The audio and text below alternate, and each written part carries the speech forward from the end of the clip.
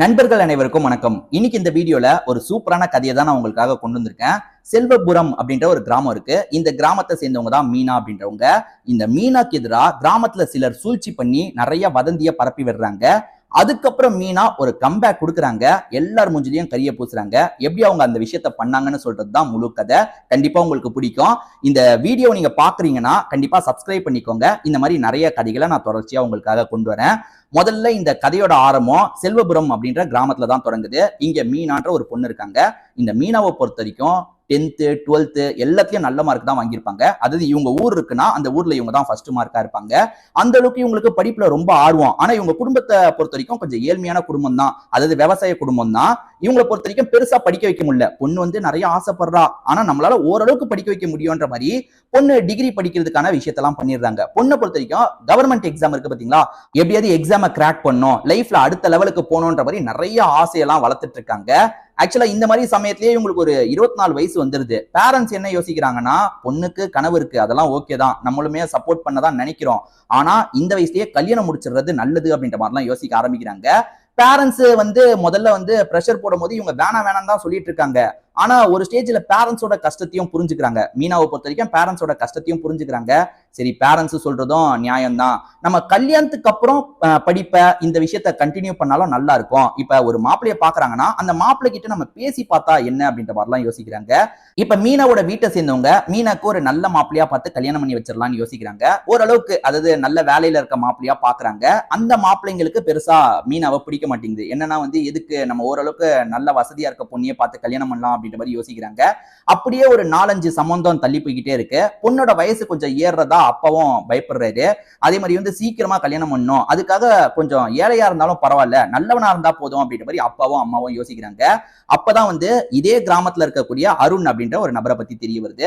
அருணை பொறுத்த வரைக்கும் விவசாயம் தான் பண்ணிட்டு இருக்காரு. அதாவது மீனாவோட அப்பா விவசாயம் பண்ணிட்டு இருக்க மாதிரி அருணும் விவசாயம் தான் பண்ணிட்டு இருக்காரு.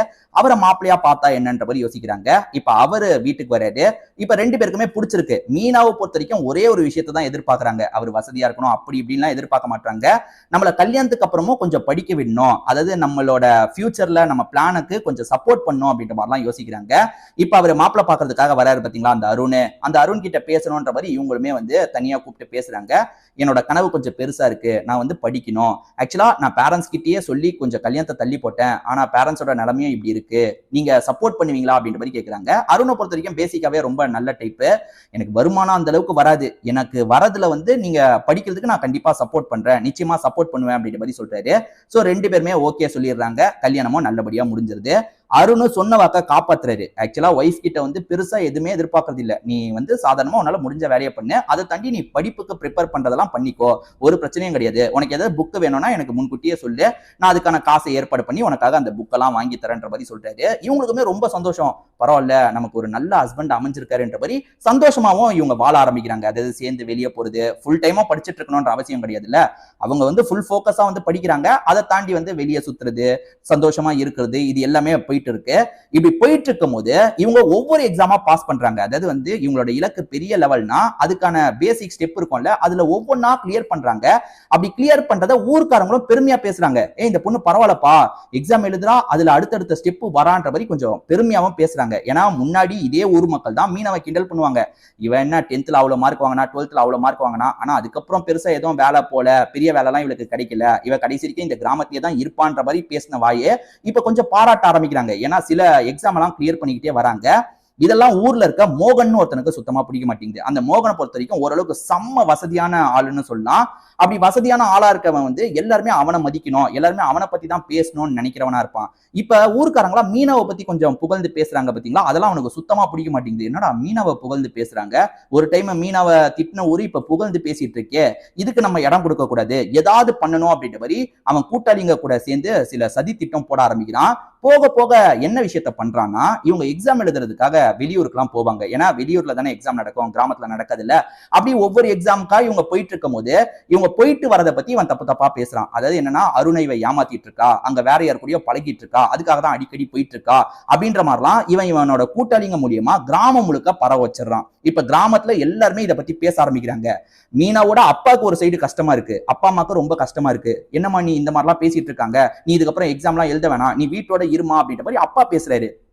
ஆனா ஹஸ்பண்ட் அருண் இருக்காரு பாத்தீங்களா, சுத்தமா ஒய்ஃபை சந்தேகப்பட மாட்டாரு. நீ தொடர்ச்சியா பண்ணு, யாரோ ஒருத்தர் அப்படி பரப்பி இருக்காங்க, நீ அதை நினைச்சு கவலைப்படாதன்னு சொல்றாரு. ஆனா அருணோட பேரண்ட்ஸ் அதை ஏத்துக்க மாட்டாங்க. மருமக வீட்டுல இருக்கிறது தான் கரெக்ட், நீ வந்து வெளியெல்லாம் போக கூடாது அப்படின்ற மாதிரிலாம் சொல்லிட்டு இருக்காங்க. இவங்களுக்கு என்ன முடிவு எடுக்கிறதுனே தெரியல. இந்த சிக்கல்ல வந்து ஒரு 2 மாசம் 3 மாசம் இவங்க வீட்டுக்குள்ளேயே அடையிற நிலைமை வந்துருது. எக்ஸாம் எழுதுறதுக்காக அடிக்கடி போனவங்க இப்ப எக்ஸாம் எழுதுறதுக்காக போக முடியாத ஒரு சூழ்நிலை வந்துருது. இதை நினைச்சு ரொம்ப மனவேதனைப்படுறாங்க. இப்ப லைட்டா ஹஸ்பண்டுக்கும் இவங்களுக்குமே போக போக சண்டைலாம் வர ஆரம்பிக்குது. ஏன்னா வந்து மாமியார் ஏதாவது சொல்றாங்க, இவங்க மாமியார் கிட்ட சண்டை போடும்போது ஹஸ்பண்ட் அம்மாவை எப்படி சொல்லுவேன்ற மாதிரி சண்டைக்கு வந்துடுறாரு. இதனால போக போக இவங்க ரிலேஷன்ஷிப் எவ்வளவு ஸ்ட்ராங்கா இருந்தது, அதே மாதிரி இந்த வதந்தி பரவனதுக்கு அப்புறமா ஹஸ்பண்ட் சப்போர்ட்டிவா இருந்திருப்பாரு. ஆனா அம்மாவை இவங்க பேசுறதுனால ஹஸ்பண்டும் வார்த்தையை விடுறாரு. இப்படி சண்டைலாம் வந்துட்டு இருக்கு. இப்படி சண்டை வரும்போது எனக்கு இந்த எக்ஸாம் முக்கியம், நான் கண்டிப்பா போவேன்ற மாதிரி இவங்க சொல்றாங்க. அந்த எக்ஸாம் எழுத போனோம்னா நீ அப்படியே போயிரு, வந்துடாத அப்படின்ற மாதிரிலாம் இவர் சொல்றாரு. அதே மாதிரி வந்து பஞ்சாயத்துக்கும் இந்த பிரச்சனை வருது. கிராமத்துல வந்து டக்குன்னு பஞ்சாயத்தை கூட்டிடுவாங்கல்ல, அந்த மாதிரி இவங்களோட பஞ்சாயத்தும் வந்துருது.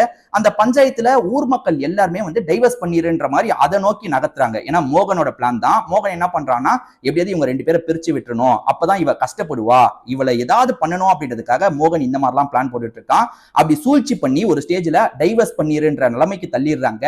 அருணுக்கு டைவர்ஸ் பண்ற அளவுக்கு போணுமான்ற மாதிரிலாம் தோண ஆரம்பிக்குது. வீட்டை விட்டே வெளியே போன்னு சொன்னவர் தான், ஆனா கோவத்துல தான் அந்த வார்த்தையை விட்டுருப்பாரு. ஆனா இப்படி இருக்கும் போது வந்து ஒரு ஸ்டேஜ்ல டைவர்ஸ் பண்ற லெவலுக்கு வந்துருது. இவங்களுமே டைவர்ஸ் ஆனாலும் பரவாயில்ல, நம்ம லைஃபை நம்ம பாத்துக்கலான்ற மாதிரி சிட்டி சைடுக்கு போயிடுறாங்க. பேரண்ட்ஸ் கிட்ட சொல்லிடுறாங்க, நான் சிட்டி சைடு போயிடுவேன், இதுக்கப்புறம் நான் பாத்துக்கிறேன் என் லைஃப்ன்ற மாதிரி சிட்டி சைடுக்கு வந்துடுறாங்க. கிடைக்கிற சின்ன சின்ன வேலையெல்லாம் செய்யறாங்க. அதே சமயம் எக்ஸாம்க்கு ப்ரிப்பேர் பண்றாங்க. இதுக்கு முன்னாடி எப்படி எக்ஸாம்க்கு வெறித்தனமா ப்ரிப்பேர் பண்ணாங்களோ அந்த மாதிரி ப்ரிப்பேர் பண்றாங்க. எங்க விட்டாங்களோ, ஏன்னா வந்து ஒரு வருஷம் இவங்க லைஃப்ல என்னென்னமோ நடந்து அந்த எக்ஸாம் இதெல்லாம் வந்து போயிருச்சு பாத்தீங்களா, திரும்பி அதை வந்து ஆரம்பிக்கணும்ன்ற மாதிரி வெறித்தனமா இவங்க ஹார்ட் ஒர்க் பண்றாங்க. கொஞ்சம் கொஞ்சமா பண்றாங்க. நிறைய எக்ஸாம் கிளியர் பண்ணிக்கிட்டே வராங்க. ஏறக்குறைய 3-4 வருஷம் ஓடி போயிருது. இவங்க நினைச்சது பெரிய எக்ஸாம், IAS எக்ஸாம கிளியர் பண்ணணும்னு நினைச்சாங்க பாத்தீங்களா, அந்த மாதிரி ஒரு எக்ஸாம கிளியர் பண்ணிடுறாங்க. ஒரு ஸ்டேஜ்ல இவங்க கலெக்டர் அப்படின்ற ஒரு உயரிய பதவிக்கும் வந்துடுறாங்க. இவங்க எந்த இடத்துக்கு வராங்கன்னு பாத்தீங்கன்னா, ஏறக்குறைய இவங்களோட கிராமம் இருந்தது பாத்தீங்களா, அதுக்கு பக்கத்துல இருக்க ஒரு இடத்துக்கு தான் இவங்க கலெக்டரா வராங்க. பரவாயில்ல, நம்ம கிராமத்துக்கிட்டே வரப்போறோம் அப்படின்ற மாதிரி இவங்க உள்ளுக்குள்ள சந்தோஷமா படுறாங்க. அந்த கிராமத்துக்கு வந்துடுறாங்க. அதாவது கிராமத்துக்கு பக்கத்துல இருக்க பகுதிக்கு வந்துடுறாங்க. கலெக்டரா இவங்களோட வேலையை ரொம்ப சரியா செஞ்சுட்டு இருக்காங்க. இப்படியே போயிட்டு இருக்கும் போது நம்ம ஊருக்கு போனோம், ஏன்னா ஊரெல்லாம் விட்டுட்டு நம்ம வந்தோம். அதே மாதிரி வந்து கான்டாக்ட்ல இருந்து எல்லாமே கட் ஆயிருக்கும். ஏன்னா பேரண்ட்ஸ் வந்து இவங்க கிளம்புறேன்னு சொல்லும் போதே சண்டை போட்டு தான் வந்திருக்க மாதிரி இருக்கும். இருந்தாலும் திரும்பி பேரண்ட்ஸை பார்க்கணும், அதே மாதிரி அருணை பார்க்கணும், அவர் லைஃப் எப்படி மாறி இருக்கு பார்க்கணுன்ற மாதிரிலாம் ஆசைப்படுறாங்க.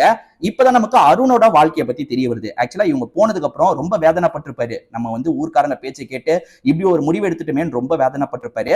அப்பா இறந்து போயிடுவாரு. அவங்க போய், அதாவது அருணோட அப்பா வந்து அவங்க போய் கொஞ்ச நாள்லயே இறந்து போயிருப்பாரு. அம்மாவும் உடம்பு முடியாத நிலைமையில இருக்காங்க. அம்மாக்கு வைத்தியம் கீத்தியம் எல்லாத்தையும் பார்த்துட்டு இருக்காரு. அதே மாதிரி அம்மாவும் வந்து 2வது கல்யாணம் பண்ணிக்கணும்னு எவ்வளவோ சொல்லியிருப்பாங்க. இல்லம்மா எனக்கு 2வது கல்யாணம் வேணான்ற மாதிரி தள்ளி போட்டுக்கிட்டே இருப்பாரு. அம்மாவுமே தவறிடுறாங்க. ஏறக்குறைய வந்து சில மாசத்துக்கு முன்னாடி தான் அம்மா தவறி இருப்பாங்க. இப்ப ஏறக்குறைய 5 வருஷத்துக்கு முன்னாடி என்ன நிலைமையில இருந்தாரோ அதே மாதிரி ஒரு நிலைமையில தான் இருக்காரு. வாழ்க்கையே வெறுத்து எதுக்காகடா வாழ்றோன்ற மாதிரி ஒரு வாழ்க்கையை தான் வாழ்ந்துட்டு இருக்காரு. மீனாவை பொறுத்த வரைக்கும் திரும்பி கிராமத்தை பார்க்கணும்னு ஆசைப்பட்டாங்க பாத்தீங்களா, இவங்க கலெக்டராவே அந்த இடத்துக்கு போகணும்னு நினைக்கிறாங்க. அதாவது இவங்க பக்கத்து ஊருக்கு கலெக்டரா இருக்காங்க. ஆனா இதே யூனிஃபார்மோட போய் இந்த ஊரை விட்டு போன பொண்ணு திரும்பி கலெக்டரா வந்திருக்கான்றத எல்லாருக்குமே நிரூபிக்கணும்னு நினைச்சிருக்காங்க. அப்படியே ஊரை பாக்குற மாதிரியும் இருக்கணும், நம்ம கலெக்டர்ன்றதை எல்லாருக்கும் தெரியப்படுத்துற மாதிரியும் இருக்கணும்ன்றதுக்காக இவங்களோட வண்டியில தான் வராங்க. கிராமத்துல வந்து இவங்க வரதை வந்து சிலர் கவனிச்சிடுறாங்கல்ல, இது மீனா பொண்ணு தானே அப்படின்ற மாதிரி அவங்களுக்குள்ள பேசிக்கிறாங்க. மீனாவும் சிலர்கிட்ட நின்று பேசுறாங்க. ஏன்னா வந்து எப்படி இருக்கீங்க, இதெல்லாம் எப்படி போகுது அப்படின்ற மாதிரி. ஏன்னா இவங்க ஊர்ல இருந்த டைமே சிலர்கிட்ட பழகி இருப்பாங்கல்ல, அவங்க கிட்ட எல்லாம் பேசுறாங்க. மீனா தானா இது அப்படின்ற மாதிரி எல்லாருமே ஆச்சரியப்படுறாங்க. என்ன நீ அப்ப என்ன பதவியிலமா இருக்கன்னு கேட்கும் போது கலெக்டரா இருக்கிறதா சொல்றாங்க. இதை கேட்கிற எல்லாருமே ஆச்சரியப்படுறாங்க. நீ சொன்னதை அப்ப பண்ணி காமிச்சிட்டியமா அப்படின்ற மாதிரி நிறைய பேர் இவங்களை பாராட்டவும் செய்யறாங்க. இவங்க இப்போ வந்து பேரண்ட்ஸை பாக்குறதுக்கு போலான்ற மாதிரி இவங்களோட வீடு இருக்கு பாத்தீங்களா, அந்த வீட்டுக்கு வராங்க. அப்பா அம்மா நல்லபடியா தான் இருக்காங்க. ஆனா அப்பா அம்மா இவங்களை பார்த்தோன்னு பயங்கர ஷாக் ஆயிடுறாங்க. இவங்க வந்து கலெக்டரா வந்திருக்காங்கன்றது யாரவரையும் ஊர்க்காரங்க எல்லாருமே பேச ஆரம்பிக்கும் போதுதான் இவங்க வீட்டுக்கிட்டையும் வராங்க.